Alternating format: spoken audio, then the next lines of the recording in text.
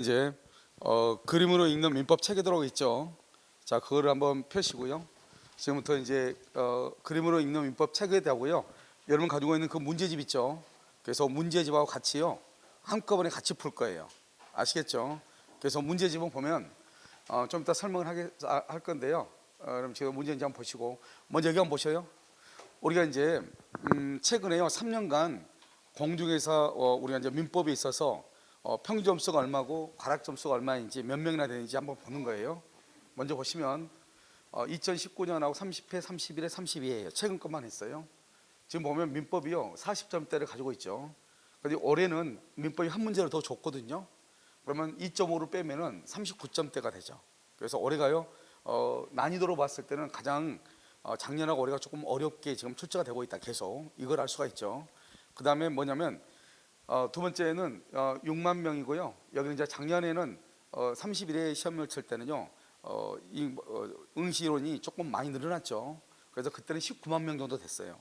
그래서 19만 명에서 실제 응시 이론은 16만 정도 받거든요. 그래서 반절 이상이요 과락 점수가 나왔어요. 올해는 TV에서는 뭐라고 하냐면 40만이라 했는데 그건 아니고요. 실제 응시 인원은 실제 접수 인원은요 순수한 접수 인원이 27만 명이요. 그래서 실제 응시 인원은요 19만 명 정도 돼요. 그런데 그 중에서요 9만 3천. 그러니까 반이 민법은요 과락이 나오는 것이에요. 그러니까 이런 점수를 우리가 추이도로 봤을 때 여러분들 보면 그 공중회사 모든 학원들에 보면 선생님들 한 30명 중에서요 27명은요 암기 형식으로 가르치죠. 그러면 그런 형태로 가르치면은 언젠가는 합격합니다. 공중회사는 포기하지 않고 있잖아요. 공부하면 10년 지나든 20년 지나든 언젠가는 합격합니다. 왜냐하면 60점이 그 최종이 합격 점수이기 때문에요. 그런데 이제 앞으로 이제 3년 이내에요. 만약에 상대평가로 바뀌면 이제 그런 말은 이제 안 되는 거죠. 그래서 여러분들이 이제 최단기간 안에 33회에요. 합격을 하려면 딱 보면 알겠지만 과락 점수와 평균 점수를 딱 보시면 일단 주택과 부동산학 개론 있죠. 부동산 개론 딱 민법의 과락 점수의 딱 반이에요. 그런데 올해는 과락 점수가 얼마냐면 한 6만 정도 돼요. 어디냐면 부동산학 개론. 그러니까 그것으로 보면은 부동산학 개론도 상당히 올해는 좀 어려웠다 이렇게 볼 수가 있겠죠. 그래서 다른 때는 보면 보통 한 3천 5천 돼야 되거든요. 올해는 6만 정도가 개론이요 과락 점수가 있는 거예요. 그래서 여러분요 내년에 이제 대비해서는 공부를 할 때 어떻게 해야 돼요? 우리가 여러분들 보면 강의를 듣거나 그럴 때 보면 막 무슨 두 문자 따고 연결해가지고 막 두 문자로 따는 게 아니고 두 문자로 A하고 A 두 문자, B 두 문자 이렇게 연결시켜서 막 하는 것들이 있잖아요. 막 그렇게 공부를 하게 되면 여러분요 좀 골치 아플 수 있다. 이걸 지금 얘기하는 거예요. 그다음에 이제 지금부터 이제 민법 총칙을 가지고요. 여러분 강의 노트, 그림 노트 가지고 계시죠? 자, 그 그림 노트를 가지고 지금부터 보도록 하겠습니다. 여러분 그림 노트는 우리가 몇 번 얘기했지만 언어라고 하는 것은 여러 가지 언어가 있죠. 지금 내가 말하는 소리 언어, 음성 언어가 있고요. 그다음에 내가 이렇게 제스처 처리하죠. 행위 언어가 있고요. 그다음에 이제 그림으로 나타내는 그림 언어가 있어요. 그래서 자기 자신의 감정을요 우리가 그림으로 통해서 우리가 나타낼 수 있잖아요. 마찬가지로 민법이라고 하는 것은 그것이 상당히 약간은 추상적이죠. 우리가 딱 들었을 때는요. 하지만 그런 것을 다 그림을 통해서 법을 이해할 수 있게끔 해놨단 말이죠. 그래서 여러분들은 어떻게 하시면 되냐면 일단 그림을 통해서 먼저 그림을 머릿속에 집어넣고 그 다음에 그 그림을 보고 혼자 해석할 수 있으면 돼요. 그리고 난 다음에 이제 기본서가 지금 나왔죠. 그래서 그 기본서를 읽으시면 돼요. 아시겠죠? 그래서 여러분요 어떻게 해서 그림을 통해서 우리가 민법을 공부하고 문제풀이 하는가 하는 것을 보겠습니다. 자, 먼저 법률 관계와 법률 행위라고 여러분 나와 있죠. 자, 보시면 먼저 여러분 페이지 16은 뭐냐면 여기에서 16은 여기서 보면 기본서 16페이지라는 뜻이에요. 알겠죠? 나중에 여러분 지금 아직 기본서 지금 아직 배부 안 됐다면 기본서에 나와 있는 페이지 16페이지를 얘기해요. 그다음 두 번째는 문제풀이에 보면 또 페이지 수가 나와. 그런 문제집의 페이지 수를 얘기하는 것이에요. 아시겠죠? 자, 지금 보시면 여기 갑이 있죠. 갑이라고 하는 사람이요. 여기 지금 을이라고 하는 사람하고 계약을 체결을 하죠. 그래서 자기 집을요 을한테 사라고 얘기하죠. 이것을 뭐라고 한다? 청약이라고 얘기하는 거예요. 이 청약이라고 하는 것은 뭐냐? 내 집을 살래 이 말이죠. 이것을 의사표시라고 얘기하는 거예요. 그러면 을이요 내가 그 집을 사겠다고 얘기하죠. 그것을 승낙이라고 얘기하고 이 승낙을 뭐라고 한다? 그것을 의사표시라고 얘기하는 거예요. 이렇게요 청약이라고 하는 것이 뭐냐? 의사표시고 승낙도 의사표시다 이 말이죠. 이 청약과 승낙의 의사표시를 뭐라고 한다? 그것을 법률 사실이라고 얘기하는 거예요. 그러니까 우리가 뭐냐, 법률 사실한 것이 뭐냐, 이걸 먼저 암기하려고 하지 말고 법률 사실한 것은 의사 표시를 얘기한다, 이렇게 이해하시면 되는 거예요. 그러니까 우리가 청약이다, 승낙이다, 이 청약과 승낙을 의사 표시라고 하죠. 이것을 다른 말로 뭐라고 한다? 그것을 법률 사실이다, 이렇게 얘기를 하는 거예요. 그러면 우리가요, 먼저 이렇게 말을 하는 사람을 뭐라고 한다? 표의자라고 그래요. 내가 의사를 표시했다, 이 말이잖아요. 그러면 이 말을 듣는 사람을 뭐라고 한다? 상대방이라고 얘기하는 거예요. 말을 듣는 사람은요, 이렇게 청약과 승낙에 의해 가지고 어떻게 하죠? 집을 이 사람은 지금 팔고 있죠. 파는 사람을 뭐라고 한다? 매도한다, 매도인이라고 하고, 집을 사는 사람을 뭐라고 한다? 매수인이라고 얘기하는 거예요. 이렇게요, 청약과 승낙이라고 하는 의사표시가 뭐가 된다? 일치가 되죠. 일치. 그러면 여기에서 뭐가 이루어진다? 매매라고 하는 계약이 이루어지는 거예요. 그러니까 우리가 무슨 말이 나오냐? 앞으로 합의라는 말이 나올 거예요. 그러면 그 합의라고 하는 말의 뜻은 뭐냐? 계약이라고 하는 뜻이에요. 이 계약을 다른 말로 뭐라고 한다? 법률 요건이라고 하고, 다른 말로 그냥 뭐라고 한다? 요건이라고도 얘기하는 거예요. 그래서 법률 요건, 요건이라고 하는 말은 같은 말이고요, 이 요건을 다른 말로 뭐라고 한다? 원인이라고 얘기하는 거예요. 그럼 이런 원인에 의해서 뭐가 나온다? 원인에 의해서 갑은 을한테요, 등기를 해줄 뭐가 생겨? 의무가 생기는 거죠. 대신에요, 을에게요 받을 뭐가 있어요? 그것은 권리가 있죠. 그것을 뭐라 한다? 대금 지급 청구권, 대금을 달라, 이 말이죠. 그래서 여기 의무를 뭐라 한다? 의무가 있고, 여기 청구권을 뭐라 한다? 권리라고 얘기하는 거죠. 그래서 권리와 의무가 생기는 것이죠. 여기에서요, 매수인 을은 어떻게 된다? 등기를 청구할 뭐가 있어? 권리가 있고요, 대신에 등기를 청구하려면 뭐를 지급해야 돼? 대금을 지급해야 되죠.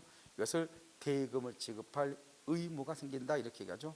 이렇게요, 이 법률 요건 원인 행위로 인해서 뭐가 생기냐? 등기 청구권하고 대금 지급 청구권, 의무가 생기는 것이죠. 이렇게요, 우리는 이 의무가 있으면 뭘 한다? 여기 보시면 이 사람을 채무자라고 하잖아요. 이걸 왜 채무자라고 하느냐? 항상 우리는 물건을 기준으로 판단을 해요. 그래서 채권자와 채무자는 어떻게 판단한다? 물건을 기준으로 해서, 여기 보면 이 갑은 을한테 등기를 해줄 의무가 있으니까 채무자죠. 대신에요, 여기 을도요, 대금을 지급할 의무가 있으니까 이 사람도 채무자고, 둘 다 채무자죠. 여기는 등기를 기준하면 등기를 가져오니까 권리자고, 등기를 기준하면 이 사람은 의무자고, 대금을 기준하면 이 사람은 권리자고, 대금을 기준하면 이 사람은 의무자잖아요. 그럼 우리는 누구를 채무자로 보고 누구를 채권자로 볼 것인가, 이 말이죠. 이게 항상 문제가 되는 것이죠. 그래서 우리는 뭐냐? 하나의 약속을 했단 말이죠. 무엇을 가지고 따진다? 물건을 가지고 따진다. 물건. 이 물건을 인도할 의무, 등기를 해줄 의무가 있는 사람을 채무자라고 하기로 하고, 이 등기를 가져올, 등기를 청구할 권리가 있는 사람을 채권자로 하기로 했다, 이 말이죠.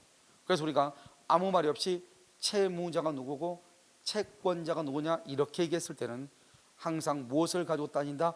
물건을 기준으로 해서 등기를 이전해 줄 사람을 채무자, 등기를 이전받을 사람을 채권자라고 얘기하는 거예요.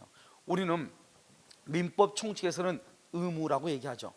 그런데 나중에 채권법에서는 이것을 채무라고 얘기하는 거예요. 민법 총칙에서는 청구권을 권리라고 얘기하죠. 이것을 채권법에 가면 이것을 채권이라고 얘기하는 거예요. 그러니까 민법 총칙에서는 권리 의무라고 표현을 하고, 채권에 가면은 채권 채무라고 표현을 하는 거예요. 아시겠죠? 그래서 이렇게요, 등기를 해줄 의무와 등기를 청구할 권리와 대금을 지급할 의무와 대금을 지급할 권리가 있죠. 이것을 묶어서 우리는 뭐란다? 법률 효과라고 얘기하고, 다른 말로 그냥 뭐라고 한다? 효과라고 얘기하는 거예요. 이 효과를 원인에 대해서 뭐라고 얘기한다? 결과라고 얘기하는 거예요. 그러니까 원인이 있으면 뭐가 있다? 결과가 있다, 이런 말이죠.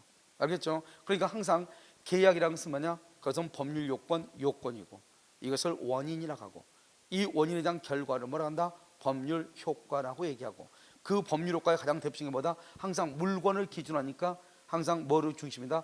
등기 청구권을 법률 효과라고 그래요. 그래서 나중에 시험에 뭐라고 나온다? 법률 요건이 아닌 건, 이렇게 나올 수 있죠? 그러면 그것은 법률 효과를 찾아라, 이 말이죠.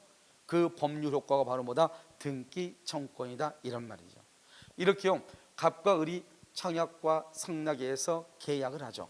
이렇게 계약을 하다 보니까 한 사람은 의무가 있고 한 사람은 권리가 있죠. 이것을 뭐라 한다? 권리와 의무라고 얘기해. 그래서 이것을 권리 의무라고 얘기하는 거예요. 그러니까 한 사람이 권리가 있으면 뭐가 있다? 의무가 있고, 의무가 있으면 뭐가 있다? 권리가 있잖아요. 그래서 우리는 99%는 권리가 있으면 뭐가 있고 의무가 있고, 의무가 있으면 뭐가 있다? 권리가 있는 거예요. 이것을 뭐라고 표현한다? 권리와 의무는 서로 대응한다, 이렇게 표현하는 거예요. 그래서 권리와 의무가 상호 대응한다, 이렇게 표현을 해. 그런데요, 우리는 권리와 의무 중에서 의무를 부담하는 걸 좋아해요? 권리를 주장하기를 좋아해요? 권리를 주장하기를 좋아하죠. 이것을 뭐라고 표현한다? 권리 본위주의 사상이다, 이렇게 표현을 하는 거예요. 그래서 우리가 권리와 의무 중에서 무엇을 좋아한다? 권리를 주장하기를 좋아한다, 이 말이죠. 그래서 우리는 권리 의무 관계를 줄여서 뭐라고 한다? 권리 관계라고 표현을 하는 거예요. 권리 관계, 이렇게요. 이러한 권리 관계를 다른 말로 뭐라고 한다? 그것을 법률 관계라고 얘기하는 거예요. 그래서 권리와 의무를 줄여서 뭐라고 한다? 권리라고 하고, 그 권리를 다른 말로 뭐라고 한다? 법률 관계라고 얘기하는 거예요. 이러한 법률 관계는 뭐하고 비교가 된다? 인간 관계하고 비교가 되는 거예요. 그러면 인간 관계가 비교가 된다고 하는 것은 인간 관계에서는 뭐가 없다? 권리와 의무가 없다, 이 말이죠. 그러면 인간 관계는 뭘 얘기한다? 부부 간의 약속이나 부모와 자식 간의 약속이나 친구 간의 약속을 뭐란다? 인간 관계라고 얘기하는 거예요. 이러한 인간 관계에서 가장 대표적인 게 바로 뭐가 있다? 호의 동승이라고 하는 것이, 호의 동승, 이것이 이제 있다, 이 말이고요. 이러한 권리와 의무로 이루어졌죠. 이렇게 권리와 의무로 이루어진 것을 우리는 법률 관계라고 하죠. 이러한 권리 의무를 다루는 법을 무슨 법이라고 한다? 실체법이라고 얘기하는 거예요. 그것을 실체법이다, 이렇게. 그럼 실체법이라는 것은 권리 관계를 다루는 거예요. 그래서 여러분 나중에요, 뭐가 나오냐? 우리가 등기법에서 등기가 실체 관계에 부합한다, 들어봤죠? 그 실체 관계에 부합한다는 말은 권리 관계에 부합한다, 이 말이죠. 한마디로 말하면 뭐냐? 소유자, 권리자한테 등기가 있어야 된다, 이 말이죠. 권리자에게 등기가 있지 않고, 즉 갑이라고 하는 사람이 소유자인데 등기는 을 앞으로 되어 있다, 이 말이죠. 그러면 을 앞으로 되어 있는 등기를 뭐라 한다? 권리 관계에 맞지 않죠? 권리 관계에 부합하지 않는 등기죠. 권리 관계를 다른 말로 뭐라고 표현한다? 실체 관계라고 표현하는 거예요. 그래서 이것을 실체 관계에 부합하지 않는 등기라고 얘기하는 거예요. 이렇게요, 이 실체법은 뭐냐? 실체법에 의해서 권리가 발생하고 의무가 발생하는 거예요. 그러면 권리가 발생한 권리를 행사를 해야 되고 의무는 이행을 해야 되잖아요. 그런데 이 권리를 어떻게 한다? 권리를 행사하려면 어떻게 해야 돼요? 그것은 실체법에 사는 것이 아니고 절차법, 다른 말로 부동산 등기법이라고 하는 법에 의해서. 여기 봐봐요. 을은 갑에게 대금을 지급하고 등기를 청구할 권리가 발생했잖아요. 그러면 갑에서 을 앞으로 등기를 해야 되겠네요. 그 등기를 할 때는 민법으로 등기하는 것이 아니에요. 어떻게 등기한다? 부동산 등기법이라고 하는 법에 의해서 그 등기를 가져가는 거예요. 그러니까 우리 민법에 의해서는 권리 의무가 발생하는 여기까지만 우리의 민법인 것이에요. 여기까지만. 알겠죠? 그러고 나서 이 다음 과정은 뭐냐? 절차법으로 해결하는 거예요. 그러니까 이 을은 갑과의 계약을 통해서 권리를 취득했잖아요. 그 취득한 권리를 실현시켜야 되겠죠? 그때는 부동산 등기법이라고 하는 법에 의해서 실현시키는 거예요. 그래서 실체법에 의해서 발생한 권리를 실현시켜주는 법을 무슨 법이다? 절차법이라고 얘기하는 거예요. 그 다음에 우리가 의무가 발생했죠? 그러면 이 의무를 이행을 해야 되잖아요. 여기서 보면 대금을 지급할 의무가 있잖아요. 그럼 이 사람이 이 의무를 이행을 해야 되죠. 그런데 이 의무를 이행하지 않으면 의무를 이행하라고 강제해야 되겠네요. 그럼 민사소송법에 의해서 소송으로 가져가는 거예요. 이것을 우리는 뭐라 한다? 절차법이라고 얘기하는 거예요. 아시겠죠? 그래서 그러면 기본적으로 이렇게, 그래서 먼저 갑과 을이 청약과 승낙에 의해서 그 청약과 승낙을 의사표시, 다른 말로 법률 사실이라고 얘기하고, 이 청약과 승낙의 합의가 있다, 계약이 이루어지네요. 이것을 법률 요건 원인이라고 얘기하는 것이고, 이 원인에 의해서 법률 효과라고 하는 결과가 나오고요. 이 법률 효과의 대표적인 것은 권리와 의무죠. 그래서 등기를 해줄 의무와 등기를 청구할 권리가 생기죠. 이것을 권리와 의무 관계, 권리와 의무를 줄여서 뭐라고 한다? 권리 관계. 이러한 권리 관계를 다루는 것은 무슨 관계다? 법률 관계라고 얘기하는 것이고, 이러한 권리와 의무가 발생한 것을 우리는 권리 의무의 발생을 다루는 법을 실체법이라고 하고, 민법이 대표적인 실체법이에요. 그래서 민법은 권리 의무가 발생하는 데까지만 우리는 이것을 민법이라고 얘기하는 거예요. 이렇게 발생한 권리를 실현시켜주고 그러한 의무를 이행하는 것을 무슨 법이라고 한다? 절차법이라고 얘기하는 것이고, 대표적인 절차법이 뭐가 있다? 부동산 등기법. 여러분 공시법에서 공부하죠. 그 부동산 등기법이 가장 대표적인 절차법이 되는 것이에요. 무슨 말인지 알겠죠? 그럼 여기서 보면 우리가 아까 뭐를 했냐? 채권자와 채무자를 나눌 때는 무엇을 기준으로 한다고 그랬죠? 무엇을 기준으로? 물건을 기준으로 나눈다, 이렇게 얘기했죠. 그러면 이 물건을 기준으로 해서 이 물건을 뭐란다? 권리의 객체라고 얘기해. 지금 갑과 을은, 갑의 집을 을한테 팔면은 갑에게 가지고 있는 소유권이 권리죠. 소유권이 을에게 이전하잖아요. 그러면 갑과 을은 지금 이것을 뭐란다? 주체라고 그래요. 주체. 갑과 을은 주체면 객체, 대상이죠. 대상이 있어야 되겠죠. 지금 갑과 을이 뭐 때문에 청약과 승낙을 하고 있는 거죠? 물건 때문이죠. 그러니까 갑과 을이 지금 다투고 있는 대상이 뭐냐? 그것을 객체라고 하는 거예요. 그것을 뭐란다? 소유권의 대상, 소유권의 객체가 되는 것, 그것을 뭐라 한다? 물건이라고 얘기해. 그러니까 이 물건을 뭐라 한다? 권리의 객체라고 얘기하는 것이고, 다른 말로 우리가 나중에 보면 알겠지만, 여러분 계약을 뭐라 한다? 계약을 법률행위라고 한단 말이죠. 그래서 법률행위, 계약의 목적이 되는 물건이죠. 그걸 목적물이죠. 그래서 다른 말로 계약을 법률행위라고 하니까 법률행위 목적물이라고 얘기하는 거예요. 이 법률행위 목적물을 기준으로 해서 의무를 부담하는 사람을 뭐죠? 물건의 인도 의무를 지고 있는 사람을 뭐라 한다? 채무자.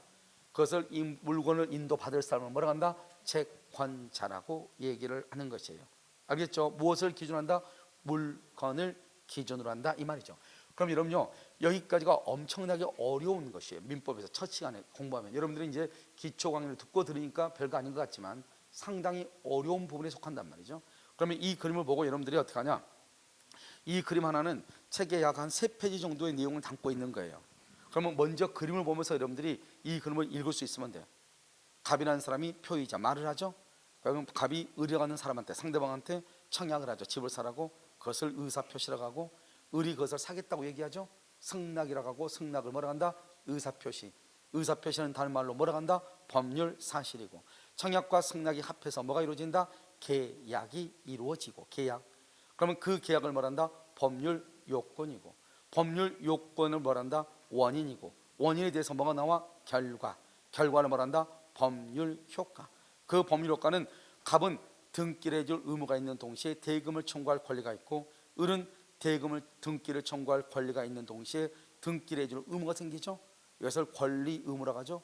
이것을 권리 의무 관계라고 하고, 이러한 권리 의무 중에서 우리는 의무 부담보다는 권리를 주장하기를 좋아한다. 우리는 이것을 권리 본위주의 사상이라고 얘기하는 것이고, 이러한 권리 관계를 다루는 것을 법률 관계, 그러한 법을 실체법이라고 얘기하는 것이고, 이러한 실체법에 의해서 발생한 권리를 실현시켜주고 의무의 이행을 강제하는 것을 뭐라고 한다? 절차법이고, 대표적인 절차법은 뭐가 있다? 부동산 등기법과 민사소송법이 있다, 이런 말이에요. 아시겠죠? 그래서 이 그림을 여러분 먼저 아시고, 그 다음에 이제 두 번째는 뭐냐면, 우리가 이제 이 갑하고 이제 을하고 있는 것을, 이걸 앞에 있는 그림을 우리가 이제 줄인 거예요. 그래서 줄이면 아까 우리 뭐라고 했죠? 청약을 뭐라고 했죠? 의사표시. 의사표시는 뭐라고 했어? 법률 사실이라고 그랬죠? 그래서 지금 우리는 청약을 법률, 이런 그림을 보면 이 그림은 지금 하나하나 커트 돼 있지만, 여러분 그 노트에는 밑에 바로 보면 다 그림 다 나와 있죠. 그래서 갑이요, 이것을 의사표시라고 하고, 을이 승낙을 하죠. 승낙을 의사표시, 다른 말로 뭐란다? 법률 사실이라고 얘기해요. 그러니까 청약은 법률 사실이고 승낙도 법률 사실이죠. 이 청약과 승낙에서 계약이 이루어지죠. 우리 계약을 뭐라고 한다? 법률 요건이라고 하고, 법률 요건을 무슨 행위라고 한다? 원인 행위라고 얘기하는 거죠. 원인. 이 원인에서 뭐가 나온다? 결과가 나오죠. 결과를 뭐라고 한다? 법률 효과라고 얘기하는 거죠. 그래서 법률 효과, 결과다, 이렇게 얘기하죠. 그래서 여기 보시면 방금 우리가 앞에서 방금 봤던 그림은 너무 복잡하잖아요. 이 복잡한 그림은 간단하게 이렇게 축소를 했단 말이죠. 이것저것 다 떼고, 가장 중요한 것은 청약이라는 것은 의사표시고 승낙은 의사표시인데, 이 둘 다를 법률 사실이라고 한다. 알겠죠? 하나는 청약이고 하나는 승낙이겠죠? 그 다음에 두 개가 모이니까 계약이 이루어지는데, 계약을 법률 요건, 다른 말로 원인이라고 하고, 등기 청구하고 대금을 청구하죠. 그것을 법률 효과 결과라고 한다 이런 말이죠. 그럼 이제 이것은 이제 어떻게 읽는 것이냐 이렇게 읽는 거예요. 먼저 이 갑 여기요 갑을하고 여기 법률 요건 여기까지만 봐. 그럼 여기까지 딱 보면 뭐죠? 이 지금 청약이죠. 이게 법률 사실이 이게 승낙이잖아요. 법률 사실. 법률 사실과 법률 사실이 모이면 뭐가 이루어진다? 계약이라고 하는 법률 요건 원인이 되는 거죠. 그러니까 법률 요건은 뭐냐 이 말이지. 여기서 우리가 이제 보면 법률 사실이라는 것이 법률 사실이 모여서 뭐가 이루어진다? 법률 요건 계약이 이루어지죠. 그러니까 법률 사실이라는 것이 모이면 법률 요건이 되죠. 그 말은 법률 사실은 법률 요건을 이루는 요소, 다른 말로 구성 요소다 이 말이죠. 그러니까 법률 사실은 법률 요건을 이루는 개개의 사실, 구성 요소를 얘기하는 것이고, 그러면 여기서 법률 요건은 뭐다? 반드시 뭐가 있어야 돼? 법률 사실이 있어야 되죠. 그래서 법률 사실이 모여서 뭐가 이루어진다? 법률 요건이 이루어진다. 그래서 법률 요건은 법률 사실을 구성 요소로 한다 이렇게 얘기를 해. 다시 볼까요? 여러분 법률 사실은 뭐라고? 법률 사실은 법률 요건의 요소가 되는 개개의 사실이죠. 그런데 법률 요건은 뭐다? 법률 요건은 계약이죠. 계약이 이루어지려면 반드시 뭐가 있어야 돼? 법률 사실이 있어야 되죠. 그래서 법률 요건은 법률 사실을 구성 요소로 한다 이렇게 표현을 하는 거예요. 여러분 지금 보면 여기는 책이 지금 기본서는 20페이지 나와 있는 내용을 하고 있다 이런 뜻이에요. 알겠죠? 그 다음에 이번에는 봐봐. 이번에는 어디를 본다? 여기 법률 요건하고 법률 효과를 보겠다 이 말이지. 그럼 여기 보시면 법률 요건은 원인이죠. 원인에 대해서 결과가 있죠. 결과를 법률 효과라고 그래요. 그러니까요 법률 요건은 법률 효과라고 하는 결과에 대한 원인이죠. 법률 효과는 법률 요건이라고 하는 원인에 대한 결과죠. 그렇지 않나요? 그래서 지금부터 그걸 본단 말이죠. 자, 1번 보면 뭐죠? 법률 요건은 그랬죠. 법률 요건은 이렇게 돼요. 법률 요건은 법률 효과라고 하는 결과에 대한 원인이죠. 그러니까 법률 요건은 법률 효과의 원인이다. 왜냐? 지금 법률 효과하고 법률 효과하고 결과는 똑같은 말이 이꼴이니까 하나를 지운 상태에 읽으면 법률 요건은 법률 효과에 대한 뭐다? 원인이다. 법률 요건은 원인이죠. 그래서 법률 요건은 원인이다. 뭐에 대한 원인? 법률 효과에 대한 원인이다. 이런 뜻이에요. 됐나요? 이걸 읽으면 돼. 근데 만약에 이거 혼자서 읽는 내가요 법률 요건은 법률 효과의 원인이다. 기본서는 다 그렇게 돼 있어. 이게 무슨 말이냐고. 이게 한번 읽어서 이게 오랫동안 기억이 되겠어요? 그림을 한번 딱 보란 말이죠. 알겠죠? 두 번째요, 법률 효과는 뭐다? 법률 효과? 법률 요건에 대한 결과. 즉 법률 효과는 뭐냐? 요건하고 원인이 똑같죠. 요건 하나 지우면 뭐가 된다? 법률 효과는 법률 요건에 대한 뭐다? 결과. 왜? 효과는 결과니까. 법률 효과는 요건에 대한 결과. 이렇게 얘기하는 거예요. 됐죠? 이걸 이제 더 풀었어. 더 길게 풀었으면 어떻게 된다? 이렇게 돼. 법률 요건은 법률 효과라고 하는 결과에 대한 원인이다. 이게 가장 정확하죠? 그러니까 법률 요건은 법률 효과라고 하는 결과에 대한 원인이다. 이런 말이에요. 알겠죠? 그러면 법률 효과는 법률 요건이라고 하는 원인에 대한 결과다. 이렇게. 그래서 법률 효과는 법률 요건이라고 하는 원인에 대한 결과를 얘기한다. 그러니까 이 말들이 다 아마 어떤 형태로 책이 쓰일 때도 마찬가지야. 아무튼 여러분들이 다른 우리 기본서를 보든 다른 기본서를 보든 어딘가는 무조건 무슨 말이 쓰여 있을까요? 쓰여 있어도 중요한 말은 이런 말들이 들어가야 돼. 그러면 돼. 앞으로 읽든 뒤로 읽든. 여기 지금 보면 법률 요건 봐봐. 법률 요건 여기 1번, 3번 있고요. 여기 또 2번 있잖아요. 그럼 법률 요건은 이렇게 여러 가지로 표현할 수 있는 거예요. 그러니까 자꾸 책에 남아 있는 그것만 법률 요건이라고 보면 안 된다고. 알겠죠? 그럼 이러면 어떻게 해야 돼요? 이 전체를 가지고 봐야 돼. 이 전체를 가지고 보면 법률 요건은 법률 사실을 구성 요소로 하는 것으로서 법률 효과에 대한 원인을 말한다. 이렇게 얘기해요.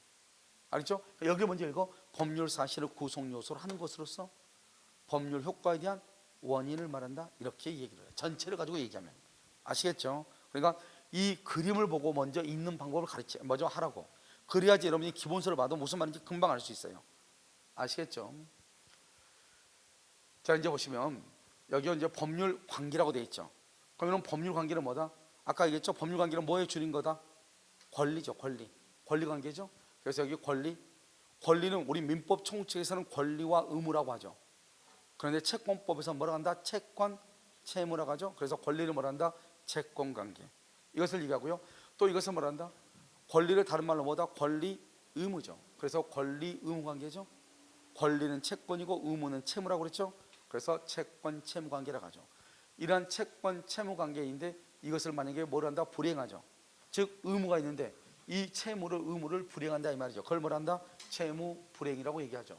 채무 불이행으로 인해서 뭐를 청구할 수 있다? 손해배상. 그래서 우리가 법률 관계일 때는 먼저 법률 관계는 권리 관계고 권리 관계는 권리 의무 관계란 말이죠.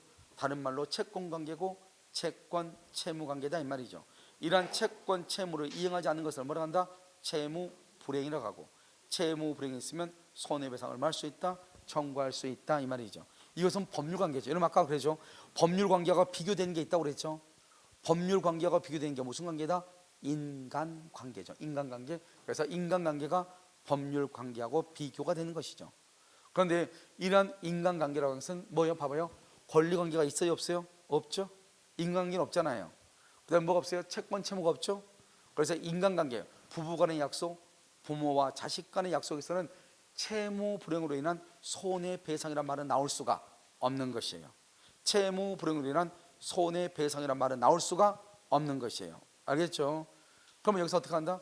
인간관계라고 하는 것은 호의동승으로 뭐가 발생한다? 사고. 그러니까 호의동승이라는 것은 친구가 차를 자기 집에 우리 집 갔는데 태워주겠대. 그 차를 타고 가다가 사고가 발생했다. 사고가 발생하면 뭘 한다? 수술비를 제공해야 되겠네요. 수술비. 그럼 수술비는 뭐죠? 손해배상 청구권이죠. 손해배상 청구권은 뭘 한다? 권리라고 하죠. 권리.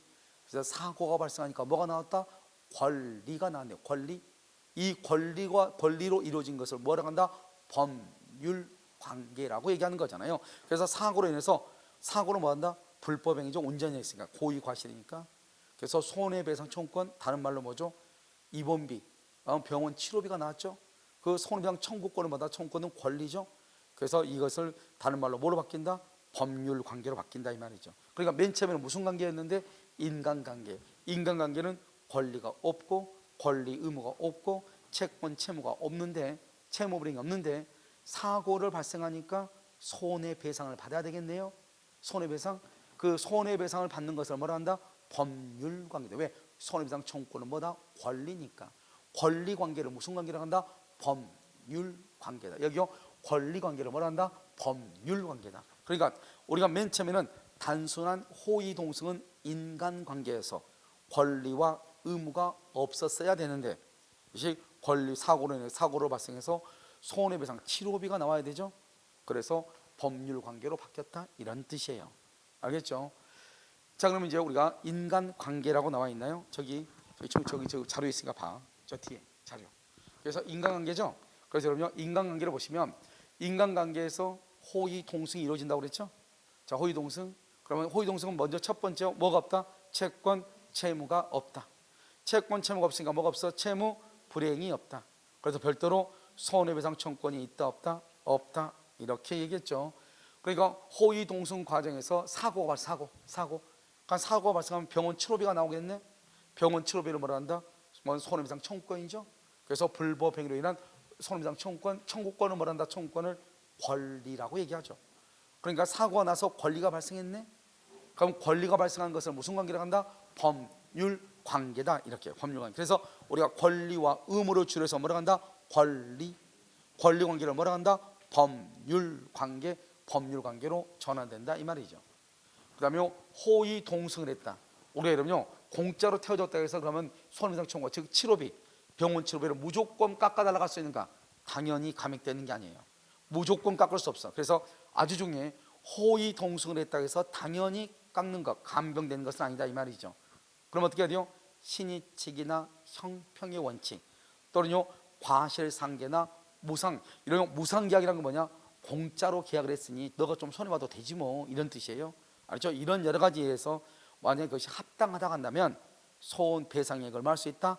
감경할 수는 있지만 단지 호의로 동승했다고 해서 무조건 깎을 수는 있다 없다? 없고 만약에 배상액을 깎으려면 어떻게 해야 된다? 과실상계 법리나 무상계약의 법리나 신의칙이나 형평원칙이나 이런 말이 있어야 돼. 이런 말이 있을 때만 깎을 수 있다, 감경할 수 있다 이런 말이에요. 아시겠죠? 그럼 여기까지 이제 우리가 호의동승을 봤잖아요. 그러면 호의동승에 대해서 우리가 문제를 한번 풀어보란 말이죠. 차량의 운행자가 아무런 대가를 받지 않고 동승자의 편의와 이익을 위하여 동승을 허락하고 동승자도 자신의 편의와 이익을 위하여 그 제공을 받은 경우, 그러니까 봐봐요, 아무런 대가를 받지 않고, 여기가 중요하죠. 아무런 대가를 받지 않고 이것을 뭐라 한다? 무상이죠. 무상행위죠. 그래서 이걸 무슨 관계다? 인간관계죠. 그러니까 돈 받지 않고 차를 태워줬다 이 말이죠. 여러분 이해되셨나요? 그것을 얘기해. 자, 1번은요, 차량의 운행자와 동승자 사이는 무슨 관계가 아니다? 채권. 채권이란 말이 되려면 먼저 권리가 돼야 되죠. 그런데 호의 동승은 채권 채무가 있다 없다? 없다. 그래서 채권 관계가 아니다 이 말이죠. 따라서 무슨 관계다? 호의 관계다. 호의 관계라는 것은 뭐다? 뭐가 없다? 권리와 의무가 없다 이 말이죠. 뭐가 없어? 권리, 의무가 없다 이런 뜻이에요. 이번은요, 호의 관계에서는 채무 불이행이란 말이 나와 안 나와? 안 나와. 채무란 말은 의무가 있어야 채무 불이행이잖아요. 그런데 인간관계에서는 권리 의무가 있어요 없어요? 없죠. 그러니까 채무란 말이 없죠. 채무 불이행이란 말이 없으니까 손해배상 청구란 말이 나와 안 나와? 안 나온다. 그래서 손해배상 청구권이 발생하지 않는 것이에요. 그런데 만약에 호의관계에서도 뭐가 발생할 수 있다? 불법행위. 이 불법행위가 뭐다? 교통사고죠. 교통사고가 발생하면 이러면 어떻게 해요? 사고가 발생하면 치료비를 내야 되겠네요. 치료비 그것을 말한다? 손해배상 청구권. 즉 불법 행위로 인한 손해배상 청구권이 발생할 수 있다 이 말이죠. 자, 그럼 봐봐, 여기 손해배상 청구 발생할 수 있다. 문제집의 1번이죠 지금. 알겠죠? 자, 4번은요, 동승자와 운행자의 인적관계나 동승을 요구한 목적과 적극성 등 여러 사정을 참조하여 가해자에게 일반 교통사고와 비교하여 불합리하다고 인정될 때는, 사실 여기까지는 만약에 이게 지금 변리사 시험인데 우리 시험에 나오면 뭐라 하냐, 여기 이렇게 특별한 사정이 없는 한 뭐 이렇게 나오겠죠. 이걸 필요 없는 거니까 신의칙, 아까 말했죠. 신의칙 밑에 하나 뒀어. 형평의 원칙, 이렇게 신의칙이나 형평의 원칙에 의해서 이 말이죠. 그래서 신의칙에 의하여 배상액을 감경할 수 있다. 알겠죠? 신의칙이나 형평의 원칙 아까 얘기했죠.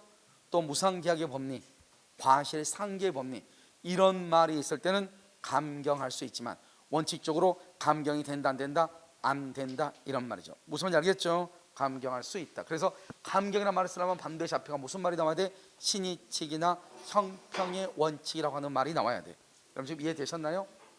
자, 5번 이어 좀 봐봐요.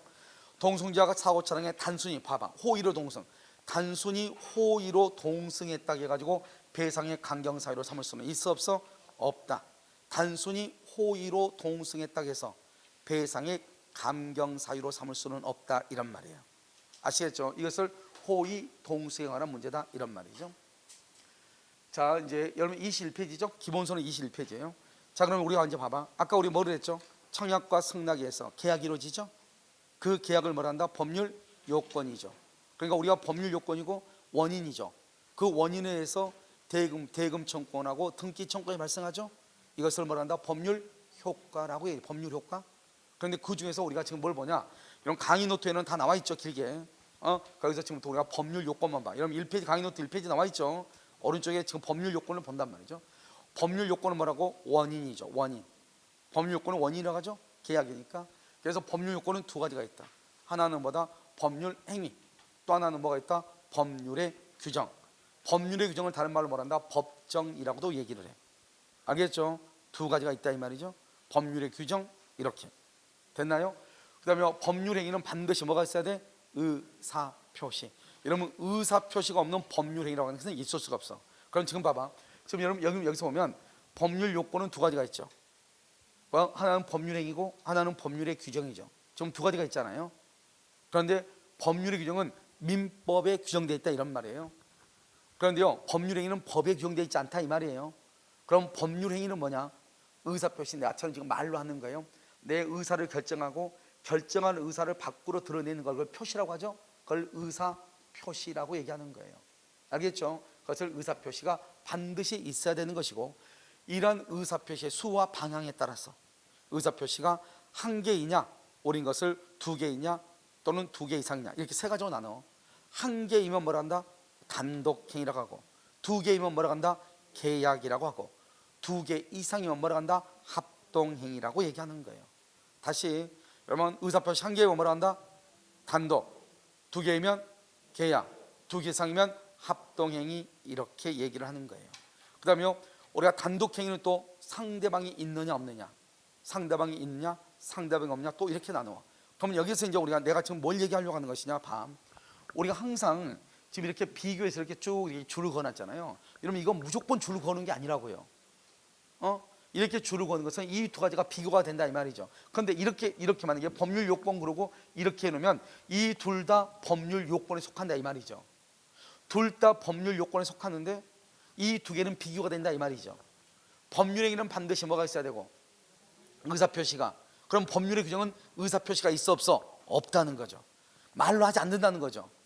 그러니까 이런 시험에 뭐라 나온다? 이렇게 나오죠. 법률 행위에 의한 법률 요건이 아닌 것. 법률 행위에 의한 법률 요건이 아닌 것. 그건 뭘 묻는 것이다? 법률의 규정을 묻는 것이다 이 말이에요. 만약에 봐봐, 이 전체가 어디에 속한다고? 이 전체가 법률 요건이죠. 법률 요건은 원인이죠. 원인에 대한 반대가 뭐예요? 결과죠. 결과를 뭐라고 한다고? 법률 효과죠. 그럼 나중에는 문제가 하나 나와. 뭐가 나온다? 법률 요건이 아닌 것은.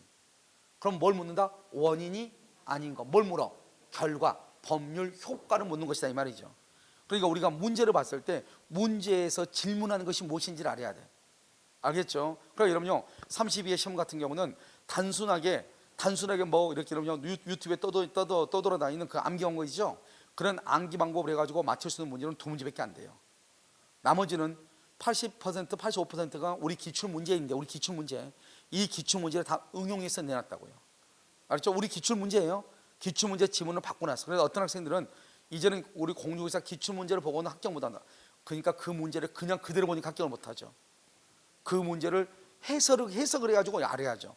아, 이 문제는 왜 어디에 속하는 문제이고 이 문제는 어떻게 해석하니까 이것이 맞은 것이고 틀린 것이, 이걸 알아야죠. 이걸만 하면은 아무것도 아니죠. 알겠죠? 그래서 여러분요 먼저 지금부터 보는 거예요. 여기 보면 합동행위 하나, 합동행위, 사단법인. 여러분요 우리가요 법인을 구별하는 실익은 여러 가지가 있어. 근데 우리나라에 있으면 국내법인이고 외국에 있으면 국외법인이고. 알겠죠? 그러니까 뭐 우리가요 여러 가지가 있는데 당연히 다 필요 없고, 우리 민법상은 사단법인과 재단법인. 우리는 사단이라는 것은 사람의 단체, 사람, 여러 사람이 모여 있는 것, 사람의 단체. 뭐가 있다? 대한축구협회, 사람의 단체죠. 재단법인은 재산의 단체, 재산이 모여 있다 이 말이죠. 간단히 얘기하면, 그러면 재단법인은 재산만 있냐? 그건 아니에요. 학술이나 이런 것도 있지만 쉽게 우리가 이해했을 때 사단법인과 재단법인을 구별하는 것은 사람들이 주축이 돼서 모여 있느냐, 돈이 모여 있느냐, 이런 뜻이에요. 알겠죠? 그래서 재단법인 그러면 돈이 있네 이렇게 보시면 되죠. 그럼 여러분요 장학금 주는 데 있죠? 그것도 법인이죠. 무슨 법인이다?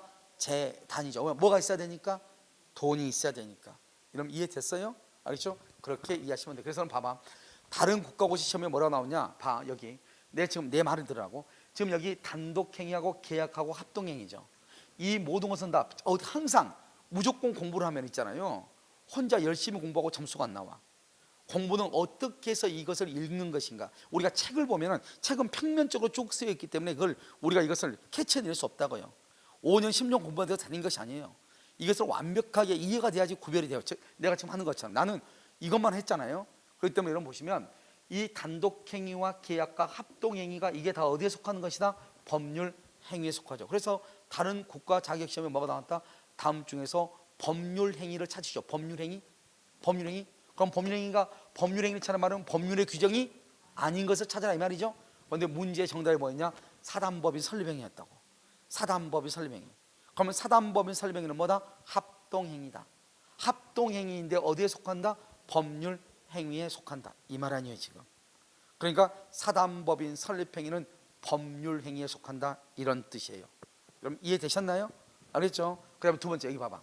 이제 합동행위는 거기만 의미가 있어. 합동행위도 법률행위에 속한다. 대표적인 게 사단법인 설명이다. 이거 하나만 알면 돼. 더 이상 알 필요가 없어. 그런데 여기 봐봐, 여기 그러면 이제 몇 개가 남아? 두 개가 남죠? 뭐하고? 단독행위하고 계약하고. 우리가 먼저 문제집에 또 문제가 나오지만 다음 주에서 단독행위가 아닌 것은 뭘 묻는 거야? 계약을 묻는 것이고, 계약이 아닌 것은 뭘 물어? 단독행위를 물어. 이게 이제 한 문제가 나오는 것이고, 또 하나는 뭐가 문제가 나오는 것이냐? 여기서 문제가 나오죠. 단독행위도 상대방이 있는 것과 상대방이 없는 것이 있다 이 말이죠. 있는 것과 없는 것. 그래서 우리가 32의 시험에 뭐가 나왔죠? 상대방 있는 단독행위가 아닌 것. 정답 몇 번이었죠? 없는 것. 여기서 재단법인 설명이 나왔다고. 여기는 사단이죠. 재단법인 설명이 재산이 모여있죠. 그게 이번에요 32회 시험에 나온 것이라고요. 그래서 이번에는 이게 났으니까 내년에는 또 안 나오겠죠. 그럼 어디서 뭐죠? 33년은 또 안 나오겠죠. 그럼 어디서 나올 가능성이 있다? 단독행위가 아닌 것은 뭘 찾아라? 계약을 찾아라. 이게 문제가 나올 수 있죠. 무슨 말인지 아시겠죠? 그래서 우리가 지금 무엇을 묻고 있는지 알아야죠. 그런데 법률행위는 여러분 기초 강의를 들었으니까 법률행위는 반드시 뭐가 있어야 돼? 의사표시가 있어야 돼. 의사표시. 그래서 의사표시가 없는 것은 법률행위 아니죠. 아무리 없어도 몇 개 있어야 돼? 한 개. 아무리 없어도 이걸 최소한이라고 해. 최소한 한 개가 있어요. 최소한. 그러니까 의사표시가 한 개라도 없으면 그건 법률행위가 아니에요. 알았죠? 의사표시가 한 개라도 있으면 그것은 법률의 규정이 아니라고. 한 개라도 없으면 법률행위가 아니야. 하나도 없으면 그건 법률의 규정이라고. 의사표시가 하나라도 있으면 법률의 규정이 아니라고. 의사표시가 하나라도 있으면 법률행위라고. 알겠죠? 그러니까 법률행위는 가장 중요한 게 뭐라고? 의사표시라고. 법률의 규정은 의사표시가 있다 없다? 없다. 이 말이 중요하다고. 그 다음에 최소한 몇 개 있어야 돼? 하나. 아무리 없어도 하나. 아무리 없어도 그걸 뭐라고 표현한다? 필수 불가결이라고 얘기해. 그래서 법률행위는 반드시 의사표시가 있어야 된다. 반드시 그 말을 필수 불가결 이 말이죠. 됐나요? 자 그럼 봐. 자 이제 봐. 여기 봐봐. 법률 요건은 뭐다? 법률행위와 법률의 규정으로 나뉘죠. 그러니까 법률 요건은 뭐다? 그러면 법률행위와 법률의 규정을 말한다. 이렇게 얘기해야 돼. 알겠죠? 그런데요 법률행위는 뭐 여기 가면 돼. 법률 요건은 법률행위다. 그러면 큰일 나. 왜? 법률 요건은 법률행위도 있고 뭐도 있어? 법률의 규정도 있으니까. 그래서 법률행위는 법률 요건은 법률행위다. 그러면 큰일 나. 알겠죠? 아무데나 들이대면 안 된다고. 그런데 어떻게 돼요? 법률행위는 어디에 속해? 법률 요건이죠. 그래서 법률행위는 법률 요건이다. 그럼 맞아. 법률의 규정도 법률 요건이다. 그건 맞아. 그런데 법률 요건은 법률행위다. 그러면 안 돼. 뭐가 지금 빠졌으니까? 법률의 규정이 빠졌으니까. 자 그러면 이제 봐. 법률행위는 뭐라고? 법률행위는 법률 요건이라고 그랬죠. 법률행위는 반드시 뭐가 있어야 돼? 의사표시가 있어야 되죠. 이걸 이제 어떻게 읽느냐 이렇게 읽어. 법률행위는 1번이죠. 무엇을? 의사표시를 필수 불가결의 요소라는 법률 요건이다 이 말이죠. 됐나요 지금? 다시 해봐요. 법률행위는 뭐라고? 의사표시를 필수 불가결의 요소라는 법률 요건이다 이렇게 읽는 거예요. 그러니까 그림을 가지고 읽으면 돼. 아무것도 아니죠. 평생 잊어버릴 수 없어. 그래서 다시 법률행위는 뭐라고? 의사표시를 필수 불가결의 요소라는 법률 요건이다 이렇게 표현을 해. 그림을 보고 읽으면 돼. 알겠죠? 이것을 우리는 뭐란다? 법률행위라고 얘기해. 여기서 하나 써. 그 옆에다가 상대방 있는 단독행위는 뭐가 있다? 추인이나 차례가 있죠. 추인, 차례 이런 것이 있죠. 아마 여러분 강의 노트에는 다 나와 있죠. 여기가 상대방 없는 단독행위 대표적인 게 뭐라고? 유원, 유증, 재단법인 설명이죠. 유원, 유증, 재단법인 설명이. 알겠죠? 그렇게 보시면 되고. 자 이제 법률의 규정은 뭐가 있죠? 법률의 규정 기본적으로 네 가지. 하나는 뭐다? 부당 이득. 또 하나는 불법 행위. 또 하나는 준법률 행위. 또 하나는 사무관리. 이렇게 다시 우리가 여러분요 법률의 규정은 모두 몇 가지? 네 가지. 하나는 부당 이득. 또 하나는 불법 행위. 또 하나는 준법률 행위. 또 하나는 사무관리. 그럼 봐봐. 여기 먼저 봐봐. 준법률이라는 말의 뜻이 뭐죠? 우리 여기 법률행위는 여기가 의사표시가 있어야 되죠. 그런데 법률행위에 준한다 이 말이죠. 그러면 법률행위에 준한단 말은 법률행위는 아닌데 이 말이죠. 법률행위처럼 취급받을 수 있다 이 말이죠. 실제로 법률행위가 아니다 이 말이죠. 그러니까 뭐다? 법률행위가 아니면 뭐다? 법률의 규정이죠. 그래서 준법률행위는 법률의 규정이라고 얘기하는 거예요. 그 다음에 부당이득은 뭐죠? 부당이득 타인의 재산이나 노무로부터 자기는 이익을 얻고 상대방한테 손해를 끼치는 것을 부당이득이라고 그래요. 여러분요 예전에 뭐 어디 소금 만드는 거 염전에요. 뭐 염전에 그 장인들 데리고 가서 일 시키고 돈 안 주죠. 그러니까 염전 사장은요 자기는 타인의 노동력으로부터 자기는 이득을 얻고 거기에 끌려간 장애인들한테는 손해를 끼쳤죠. 그걸 부당이득이라고 그래요. 그래서 뉴스 잘 들어보라고. 그래서 경찰은 이 부당이득과 관련해서 지금 현재 조사하고 있고 청구할 수 있는 방법을 다각도로 모색하고 있다, 이런 말이 나온단 말이죠. 그럼 그 부당이득이란 말이 뜻이 뭐냐?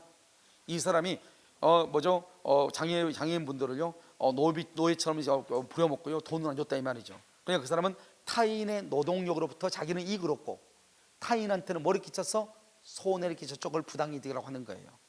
이해됐죠? 그다음에 불법행위는 뭐죠? 불법행위는 손해배상. 불법행위는 반드시 뭐가 있어야 돼?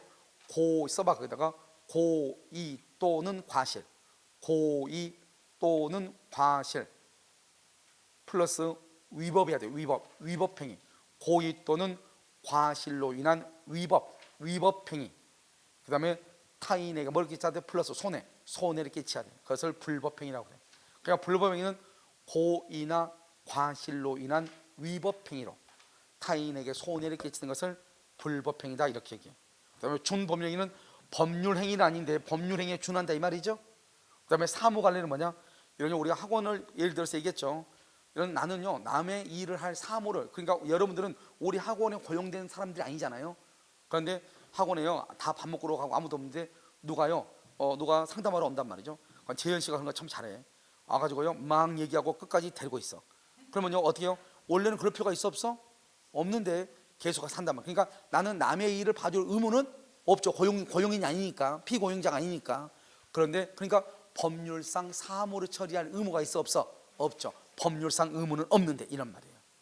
남의 일을 봐주는 거, 그걸 뭐란다? 사무관리라고 얘기하는 거예요.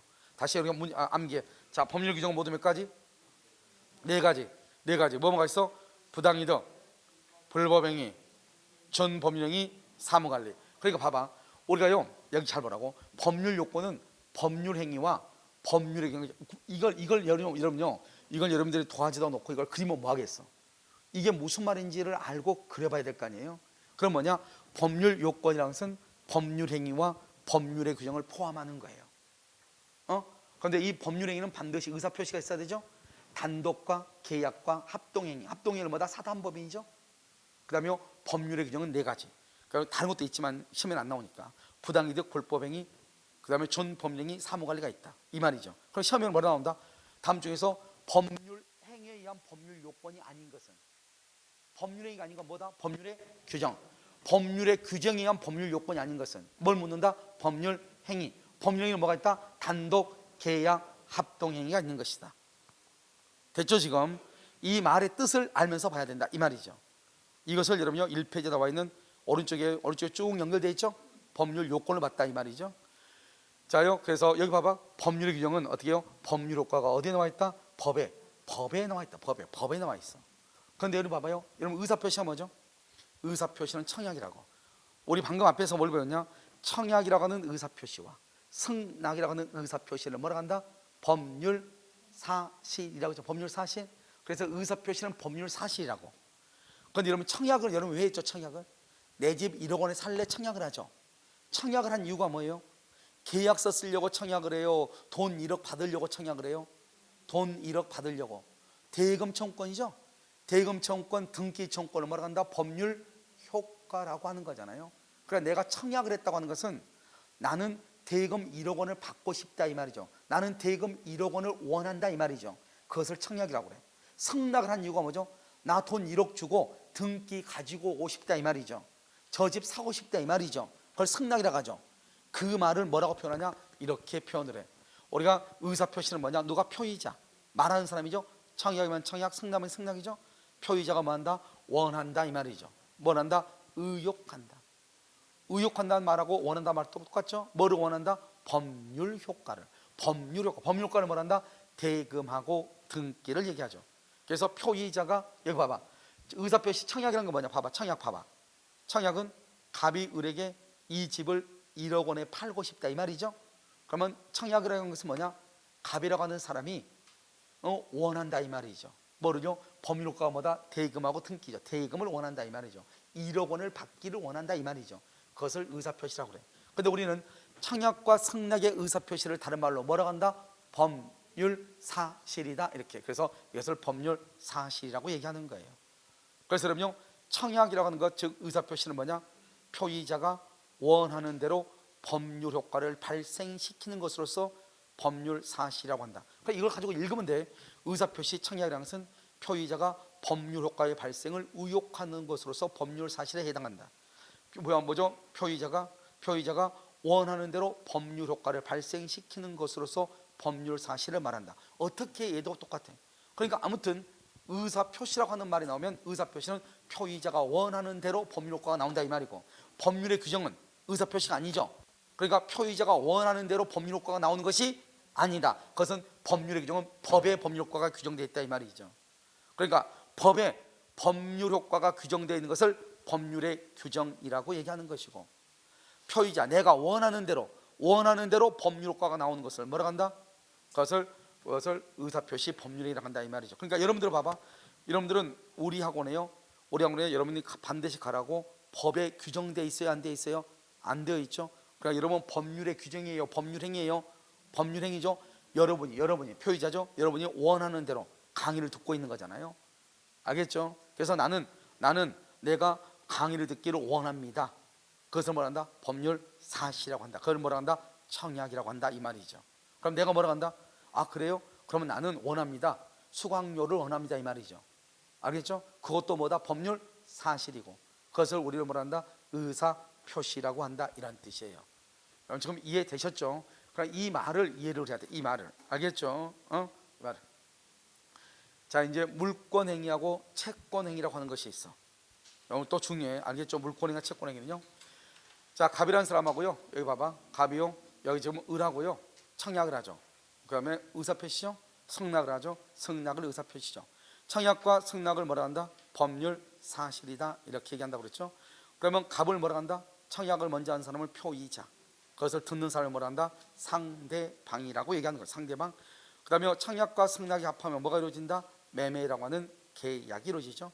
보통 이 계약을 뭐라 한다? 법률 요건, 다른 말로 원인이죠. 그러면 계약이 하고 난 다음에 뭐라 한다? 올해는요 계약하면 계약금 받고 그 다음에 중도금 주죠. 그 다음에 중도금 주고 난 다음에 뭘 준다? 잔금 주죠. 잔금 주고 난 다음에 뭘 한다? 등기하죠. 등기하고 살고 한 6개월 정도 살다 보니까 비 오는 날 비가 세죠. 비가 세니까 수리해달라고 해야 되겠죠. 오린 것을 뭘 한다? 하자가 발생한다. 담보 책임이라고 얘기하는 거예요. 그럼 우리가 이제 쭉 순서를 지금 얘기하는 거예요. 계약을 체결하고 계약금을 주고 나서 그 다음에 중도금을 주고 그 다음에 잔금 주고 등기를 받아서 살고 있는데 얼마 안 됐는데 집에서 빗물이 새기 시작한다 이 말이죠. 그럼 나는요 이 집을 10억이라고 하는 돈을 주고 샀는데 6개월 만에 이 집이 빗물이 샌다 그러면 이건 아니잖아요. 그래서 나는요 매수인이 매도인한테 뭐라고 한다? 이 집 어떻게 된 거니? 너 책임져야지 이렇게 묻는 거죠. 그것을 무슨 책임이라고 한다? 담보 책임이다 이렇게 얘기하죠. 먼저 이제 계약을 먼저 보죠. 갑과 을이 청약과 승낙에서 계약을 체결하죠. 그러면 여기서 보통 여기다 조그맣게 계약금을 줘요. 그러면 계약금을 줬다고 하는 것은 이제 두 사람이 계약을 체결했다 성립했다 이런 말이죠. 알겠죠? 이 계약을 체결하면 어떻게 돼요? 갑은 을한테 등기를 해줄 의무가 있으면서 동시에 대금을 받을 뭐가 생겨? 권리가 있죠. 이것을 뭐란다? 권리 의무죠. 우리는 권리 의무 중에서 권리를 주장하기를 좋아해요? 의무를 부담하기를 좋아해요? 권리를 주장하기를 좋아하죠. 그 권리를 채권법에서는 뭐라 한다? 채권이라고 하죠. 그래서 그것을 채권행위라고 하는 거예요. 이러한 채권행위는 그럼 권리만 있는 게 아니죠. 그럼 권리의 반대편에 항상 뭐가 숨어 있다? 의무가 있죠. 그러니까 이거 채권행위라는 말은 권리라는 말이고, 권리 속에는 항상 뭐가 있어? 의무가 있죠. 그래서 채권행위를 뭐라 한다? 채권행위를 여기 봐봐. 매매나 교환이나 임대차 증여, 이걸 뭐냐? 여기를 계약이라고 그래. 계약. 매매, 교환, 임대차 증여, 이걸 계약이라고 그래. 이 계약에는 이거 계약이죠. 계약을 하게 되면 권리 의무가 발생하죠. 그 중에서 권리가 중요하죠. 그것을 우리는 채권이라고 하죠. 그것을 다른 말로 뭐라고 한다? 의무 부담이다. 그러니까 권리의 반대편에 항상 뭐가 도사리고 있어? 의무. 나는 권리만 있는 게 아니죠. 뭐도 있다? 의무도 있다. 그래서 채권행위라는 것은 권리행위란 권리란 말이고, 권리의 반대편은 항상 의무가 있죠. 그래서 채권행위는 의무가 발생하는 거예요. 이러면 의무가 있으면 그 의무를 어떻게 해야 돼요? 이행을 해야죠. 여러분들이 학원에 수강 등록을 했으면 수강료를 낼 뭐가 있어? 의무가 있죠. 그럼 그 의무를 어떻게 해야 돼? 이행을 해야죠. 그래서 의무를 부담한다 이런 말이죠. 이러한 의무는 누가 부담하냐? 여기 줄거 무권리자. 무권리자도 의무를 부담해. 그러니까 이 말의 뜻이 뭐냐? 우리는 남의 물건에 대해서도 뭐를 할 수 있다? 매매 계약을 할 수 있다 이 말이죠. 좀 웃기죠. 어떻게 남의 집에 대해서 계약을 하지? 계약은 누구든지 하는 거예요. 단지 뭐를 못 해주는 거예요? 등기를 해줄 수가 없는 거예요. 그러니까 등기를 해줄 수 없으니까 이 사람은 책임을 져야 돼, 안 져야 돼? 져야 되겠죠. 그래서 등기를 못 해주니까 결론적으로 책임을 지는 거예요. 아무튼 우리가 채권행위는 뭐다? 의무를 부담하죠. 여러분 의무가 있으면 그 의무를 어떻게 해야 된다? 이행을 해야 되죠. 그러니까 여러분 봐봐요. 남의 집을 팔았어도 내가 그 사람한테 그 집을 증여를 받든지 그 사람한테 사든지 경락을 받든지 받아서 다시 등기해주면 되는 거잖아요. 그러니까 우리는 남의 물건에 대해서 계약을 해도 문제가 안 되는 거예요. 항상 문제는 어떻게 되죠? 남의 집에 대해서 계약을 했는데 그 등기를 못 해줬을 때 문제가 생기는 거 아니에요. 알겠죠? 그래서 여러분요, 타인 소유물 줄 것이고 타인 줄 것이고 맨 끝에 계약은 유효가 돼. 남의 물건에 대해서도 뭐는 유효이다? 계약은 유효다. 계약 자체는 유효다 이 말이죠. 알겠죠? 그런데 무슨 뭐가 문제가 있다? 의무가 있으니까 이 의무를 어떻게 해야 된다? 이행을 해야지. 그래서 이행의 문제. 이런 국방의 의무가 있죠. 국방의 의무가 있으면 어떻게 해야 돼? 군대를 가야 돼, 안 가야 돼? 가야 되겠죠. 그래서 군대를 간다는 것을 나는 국방의 의무를 이행한다고 얘기해. 이행한다. 그래서 의무가 있으니까 그 의무로서 뭐가 있다? 이행의 문제를 남긴다 이 말이죠. 이것을 채권행위라고 얘기해. 다시, 왜냐하면 채권행위는 뭐다? 여러분 다음 중에서 채권행위가 아닌 것이 이렇게 시험에 나온단 말이죠. 채권행위라는 것은 계약을 얘기해. 계약은 매매, 교환, 임대차, 증여 이런 것을 다른 말로 여러분 지금 봐봐. 매매 계약, 교환 계약이란 말이 없죠. 매매 교환이란 말 자체가 계약이란 말이에요. 매매 계약, 교환 계약, 증여 계약, 임대차 계약 이것을 무슨 행위? 채권행위. 다른 말로 뭐라고 한다? 채권은 권리의 측면이죠. 다른 말로 뭐라다? 의무 부담행위다 이렇게. 그래서 다음 중에서 의무 부담행위가 아닌 것은 그 말은 계약이 아닌 것은 이걸 얘기하는 거예요. 알겠죠? 그래서 여러분 보시고 그럼 이제 우리가 지금 이제 계약을 하나 봤죠? 계약을 봤으니까 이제는 뭘 보냐? 중도금을 한번 보자 말이죠. 계약을 봤죠. 봤으면 여러분 그 위에 봐봐 여기 이제 보면 건물을 가지고 우리가 한 물건이고요. 물건을 권리 객체 우리 아까 했었죠. 그래서 이 권리 객체인데 봐봐. 이 물건을 뭐라 한다? 우리가 아까 법률행위를 계약이죠. 계약의 대상이 되는 목적물이죠. 그래서 목적물 이걸 고용계약 봐봐. 고용계약 이러면 어디에 고용되죠? 그럼 어떻게 돼요? 목적은 뭐다? 대금하고 뭐죠? 임금하고 노동력이죠. 그런데요 여기 보면 뭐는 없다? 목적물은 없다 이 말이에요. 이 말이 무슨 말이냐? 그럼 원래였던 건 원래는 이렇게 목적이 있으면 목적물이 반드시 있어야 되는데 고용계약은요 목적은 있는데 목적물은 없어. 물이 뭐죠? 물건이죠. 근데 고용은 누가 고용되는 거죠? 사람은 물건이 아니잖아요. 그러니까 고용계약에서는 특이하게 뭐가 없어? 물건이 없는 거예요. 왜? 노동력 제공 고용계약은 사람이 고용되는 거잖아요. 그러니까 사람은 물건이 아니잖아요. 그래서 사람은 물건이 아니다. 그래서 목적물이 없는 거예요. 알겠죠? 원래는 어떻게 한다? 목적이 있으면 뭐가 반드시 있다? 목적물이 목적이 되어 써봐. 목적 동그라미 써. 법률 효과. 법률 효과를 목적이라고 그래. 법률 효과. 우리는요 매매 계약을 법률 요건이라고 하죠. 원인이라고 하죠. 그다음에 법률 효과를 대금하고 등기죠. 그 대금하고 등기를 목적이라고 그래. 내가 원하는 최종적인 목적이 뭐죠? 대금하고 등기죠. 그래서 우리는 법률 효과를 목적이라고 하는 거예요. 그러니까 내가 다른 회사에 취직하는 것은 나는 뭘 받기 위해서 하죠? 뭘 받기 위해서? 임금 받기 위해서 하는 거예요. 임금이 바로 목적이다. 내가 최종적으로 원하는 목적. 하지만 나는 뭐는 아니다? 물건은 아니다 이 말이죠. 그래서 나는 뭐가 아니다? 목적물이 아니다 이렇게 얘기하는 거예요. 자 그다음에 이러면 계약이죠. 이제 보시면 먼저 계약하고 아까 중도금 줬죠. 그다음에 중도금 다음에 뭘요? 잔금 주죠. 그다음에 또 뭐를 한다고? 그다음에 등기하고 그다음에 뭐가 발생한다? 하자가 발생한다 이렇게 얘기했죠. 자 지금부터 이제 하나하나를 보는 거예요. 아까 우리 계약으로부터 계약금을 주죠. 계약금을 주면 뭐가 발생한다? 권리 의무. 권리 의무 중에서 뭐가 중요하다? 채권행위라고 하죠. 채권행위의 반대편에 항상 뭐가 숨어있다? 의무. 그래서 채권행위를 다른 말로 뭐라 한다? 의무 부담행위 이렇게 얘기해. 채권행위를 다른 말로 뭐라 한다? 써 밑에다가 채권행위 밑에다가 의무 부담행위다 이렇게. 그런데 여러분요 매매 대금이 1억이란 말이죠. 그러면 1억 중에서 여러분요 1억 중에서 중도금으로 계약금으로 1,000만 원 주고 중도금으로 3,000만 원 줘. 3,000만 원을 준다는 것은 매매 대금을 전부 다 주는 거예요? 일부만 주는 거예요? 일부만 주는 거죠. 일부만 주는 거죠. 우리는 것을 뭐란다? 일부 이행이라고 그래. 일부를 이행해야 돼. 이행 동그라미. 이행을 해야 되는데 이행을 했다 안 했다? 안 하죠. 그것을 불행이라고 그래. 그래서 의무를 이행하지 않았죠. 이때 불행이니까 이걸 채무 불행이다 이렇게 얘기해. 알겠죠? 그럼 채무 불행은 세 가지가 있죠. 첫 번째, 계약을 말 수 있다, 해지할 수 있고, 그다음에 원상 회복 의무가 있고, 손해가 있으면 손해배상을 청구할 수 있다.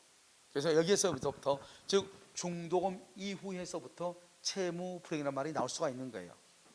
알겠죠? 자, 그다음에요, 잔금이죠. 잔금을 주면서 뭘 받죠? 등기 서류를 받죠. 그럼 등기 서류를 받는 이유가 뭐예요? 이제 이 집 누구 것이다? 너 거다 이 말이죠. 그래서 등기 서류를 주죠. 이것을 우리는 뭐란다? 처분한다고 얘기해. 왜? 이제 우리가 등기 권리 집 등기 권리증 있죠? 집 문서를 내놨다는 말은 무슨 말이에요? 이 집 이제 너 거다 이 말이죠. 너 가져 이 말이죠. 그것을 처분한다고 그래. 그럼 우리가요 잔금 받고 등기 서류 다 줬으니까 이제는 더 이상 줄 게 있어 없어? 없죠. 그래서 처분행위는 이행에 문제가 없어. 이행에 문제가 없단 말이죠. 그런데 처분행위는 세 가지가 있어. 하나는 물권행위, 또 하나는 준물권행위, 또 하나는 형성권행사, 세 가지가 있어요. 이 세 가지를 묶어서 처분행위라고. 그러니까 봐봐요. 우리가 이거 채권행위는 아까 뭐라고 그랬죠? 의무 부담행위, 매매, 교환, 증여, 임대차를 채권행위라고 그랬죠. 그런데 여기 처분행위는 뭐다? 처분행위는 물권, 준물권, 형성권이다. 그럼 물권은 모두 몇 가지가 있죠? 자 지금부터 봐야 돼. 무조건 하는 게 아니고 우리가 물권법에서 보면 물권은 점유권하고 뭐가 있다? 본권으로 나뉜다. 점유 뭐죠? 본권은 또 뭐가 있다? 소유권하고 제한물권이죠. 그걸 얘기해. 물권행위는 소유권을 이전을 하든지 제한 물권을 설정을 하든지, 그러니까 물권에 관한 것을 물권행위라고 해요. 그러니까 소유권을 이전하든지 제한 물권을 설정을 하든지. 그러니까 제한 물권 중에 대표적인 게 뭐죠? 세 가지를 써. 세 가지만. 제한 물권을 왜 다 세 가지만? 지상권, 전세권, 저당권. 다른 건 안 나와. 지상권, 전세권, 저당권. 그러니까 지상권을 설정, 전세권을 설정, 저당권을 설정 이 말이죠. 우리가 준물권행위는 두 번이나 시험이 나왔어. 뭐가 나오냐? 채권 양도. 이러면 혹시 보면 여기 지식재산권인데 거기는 여러분 혹시 무채재산권이라고 돼 있나요? 그렇게 돼서 지식재산권 지식으로 돼 있어. 지식재산권. 전에는 무채재산권이라고 했는데 지금은 법률 용어가 지식재산권으로 바뀌었어. 그래서 여기가 채권을 양도하는 거 이게 우리 시험에 두 번이나 나왔어. 그래서 이 채권 양도는 준물권행위죠. 준물권행위로서 어디에 속한다? 처분행위에 속한다. 아까는 얘기했죠. 준이란 말이 뭐죠? 준은 물권행위는 아닌데, 물권행위는 아니야. 그런데 물권행위처럼 취급한다 이 말이죠. 준물권행위 대표적인 게 뭐다? 채권 양도. 이렇게 좀 이따 우리가 배울 거예요. 형성권 행사. 형성권의 행사로 한번 형성권은요 일방적이에요. 법률관계가 발생 변경 시만 이건 좀 이따 보고, 그 다음에 처분했다는 것은 봐봐. 내가 잔금을 받으면서 등기 서류를 줬죠. 더 이상 줄 게 있어요 없어요? 없죠. 더 이상 줄 것이 없죠. 그것을 이행의 문제를 남기지 않는다고 얘기해. 이게 바로 뭐가 다르다? 여기요 채권행위하고 다르다고. 방금 우리 전에 채권행위 했었죠. 채권행위는 뭐를 부담한다?